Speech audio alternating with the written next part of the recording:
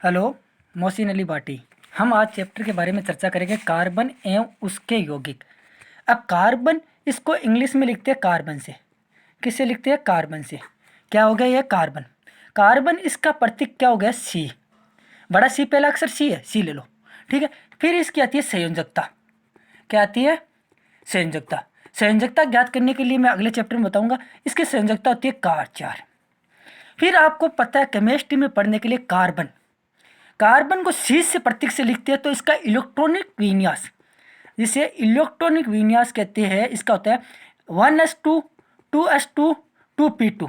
ठीक है। अब मैं बताता हूँ sp क्या होता है। अब आपको बता देता हूँ, यह इलेक्ट्रॉनिक विन्यास आया।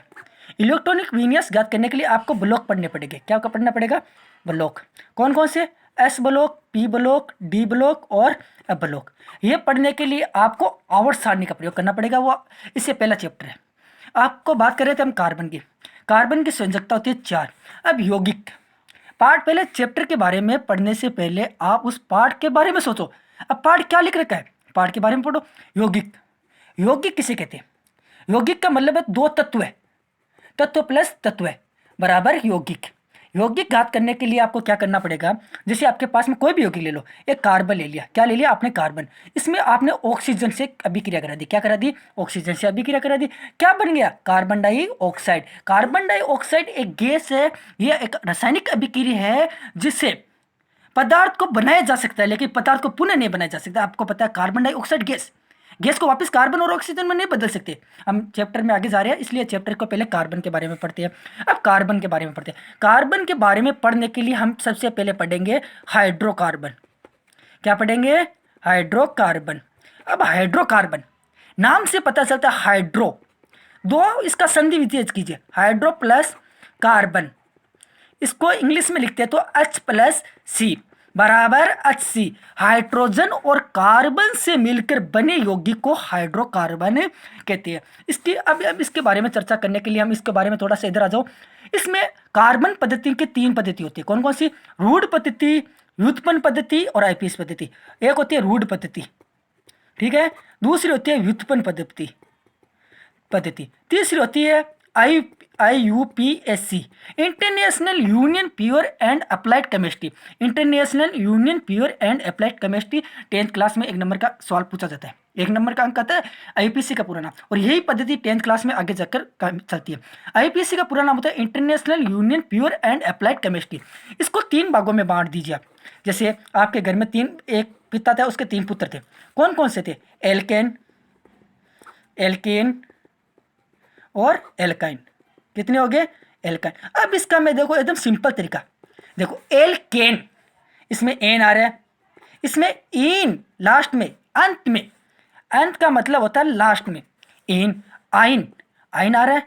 अब यह कहता है बंध, जिसको इंग्लिश में कहते हैं बॉन्ड। क्या कहते हैं? बॉन्ड। अब बॉन्ड में आपको पता है an single bond, double bond, triple bond. नाम से पता है एन एक, इन दो, आइन 3 शब्द आ गया ना, तो ट्रिपल बॉन्ड। अब इसका सूत्र है, सूत्र के आधार पर ही हम आगे इसका संरचना सूत्र बनाएंगे, इसका नाम बनाएंगे। अब देखो सूत्र होता है CnH2n + 2। एक बार सूत्र लिख लो। देखो CnH2n -2। अब मैं सूत्र को आपको यहीं पे रटा देता हूँ। CnH2n+, पहले 2 कर दो प्लस, फिर प्लस हटा दो, फिर -2 कर दो। अब मैं सूत्र को समझाता हूँ, सूत्र को समझना। अब आपका पॉइंट है सूत्र को समझना, ठीक है। Cn, n का मतलब होता है, n बराबर होता है नंबर्स ऑफ कार्बन। क्या होता है? Numbers of carbon. कार्बन की कितनी संख्या होती है? वो n होता है हाइड्रोजन, हाइड्रोजन के 2 अणु के अंश से गुणा होता है। जैसे मैं आपके पास में एक संरचना बनाता हूँ। अब इसको समझने के लिए आपको एक तरीका और बता देता हूँ। मैं आपको इसको अच्छी तरह से समझने के लिए आपको एक सूत्र बताता हूँ। जैसे आपको इसमें 10 नाम पढ़ने पड़ेंगे। इसका नामकरण करने मेथ एथ प्रोप। जैसे आपके पास में C2 कार्बन 2 का बनाना है। अब इस देखो कार्बन 1 और कार्बन 2 सिंगल बंद ले लिया आपने, इसमें हाइड्रोजन जोड़ दो। क्या जोड़ देते हैं? हाइड्रोजन। क्या जोड़ दिया? Hydrogen. 1 hydrogen, 2 hydrogen, 3 hydrogen, 4 hydrogen, 5 hydrogen, 6 hydrogen. C2H6 इसका नामकरण करना है। क्या करना है? नामकरण करना। और C2H6 का नामकरण करने के लिए देखो, 1 को बोलते हैं एथ, 2 को बोलते हैं मेथ। क्या बोलते हैं बताओ बच्चों? आपको बता देता हूँ। 1 को बोलते हैं मेथ हैं, इसी को पढ़ने के लिए आपको कार्बन ऑफ हाइड्रोजन की संख्या ज्ञात करनी पड़ेगी। किसकी ज्ञात करनी पड़ेगी? मेन आपको क्या पढ़ना है? कार्बन ऑफ हाइड्रोजन की संख्या ज्ञात करनी। अब देखो, एक को बोलते मेथ, दो को बोलते एथ, अब दो को बोलते एथ, फिर प्लस एन बराबर एथेन नाम। ये तो नाम आपने काट लिया एथेन। अब इसको नाम कैसे काटते हैं मैं समझाता हूँ। सूत्र के आधार पर आपके पास में कार्बन कितनी है? 2।